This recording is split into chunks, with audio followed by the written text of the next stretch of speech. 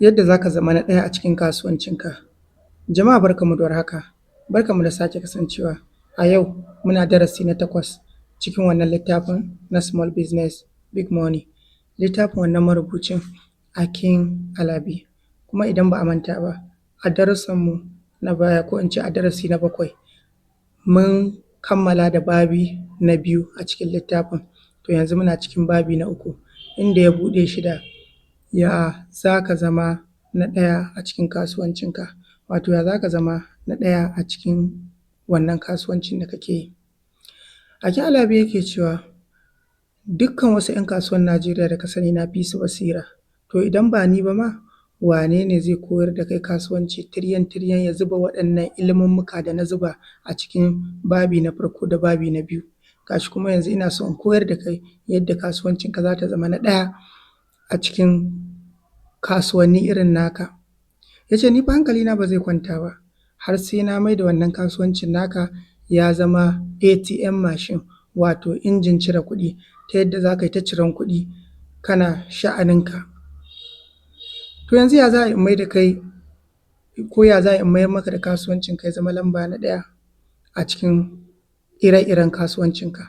To kafin nan bari in tambaye ka, a cikin bankunan da muke amfani da su a Najeriya wane banki ne na ɗaya? Wane banki ne na ɗaya, lamba ɗaya idan ana magana a kan bankuna? First Bank ka ce ko GT Bank, Opay kake nufi ko dai Zenith ka ce? Access? To ko ma dai mene ne? To yanzu mu bar maganar banki, mu dawo maganar taliya. Yanzu a cikin taliyan da muke siya a ƙasar nan muke ci, ko a cikin taliyan da ake kamfanonin da suke buga taliya, shin ina so ka gaya min wace taliya ne lamba na ɗaya, wato taliya lamba ɗaya a wannan ƙasar da muke ci? Wace kamfani ne lamba na ɗaya? Golden penny ka ce ko BUA, Hau Dangote ko dai 3 Crown? To na san dai da cewa ɗaya daga cikin waɗannan ya shigo cikin zuciyanka. Wato maganar a ce ga lamba na ɗaya a cikin kowace kalar kasuwa abu ne mai bala'in wahala. Yana da wahala a ce wai kasuwarka ko kasuwancinka shi ne lamba na ɗaya a cikin irin ire-iren kasuwancin da kake yi. Saboda matsala a nan shi ne, yanzu idan muka ɗau maganar taliya, idan ka ce kai Golden penny kake so, to ni kuma 3 Crown nake so, masu yin siririn taliyan nan, saboda ina son siririn taliya.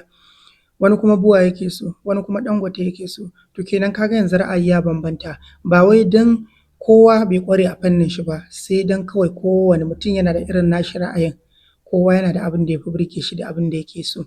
Idan ka ce kai First Bank ya fi maka, ni kuma layin First Bank na bani wahala da in na je yin complaining, to ni kuma na fi son UBA. Wani kuma zai ce maka shi ya fi son Access, wani kuma zai ce saboda yanda First Bank suke kula da customers, to ya fi son wannan.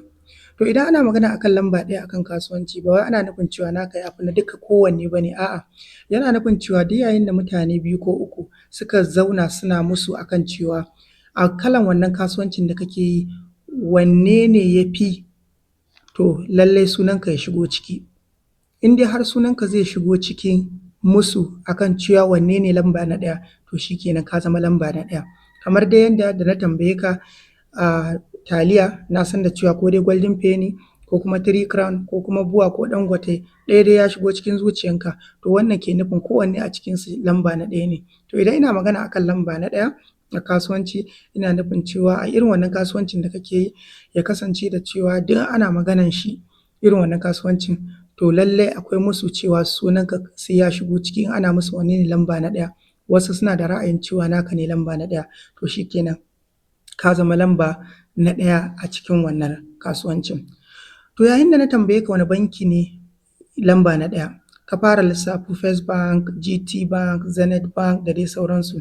Yayin da na ce wane taliya ne lamba na ɗaya, ka fara lissafo Golden penny, Dangote, BUA da sauransu. To waɗannan sunayen da ka lissafo shi ne a kasuwanci ake ce ma evoked set, wato a turanci ake ce ma evoked set. Wato kalmar evoked ko in ce evoked set a kasuwanci yana nufin cewa suna na kamfani wanda yake fara zuwa ma mai siyayya a rai idan ya tashi zai yi siyayya. Wato duk lokacin da mutum ya tashi zai yi siyayya sunan kamfanin da ke fara zuwa mai a rai shi ne ake ce ma evoked set, that is sunaye wanda suke zuwa ma masu siyayya a rai.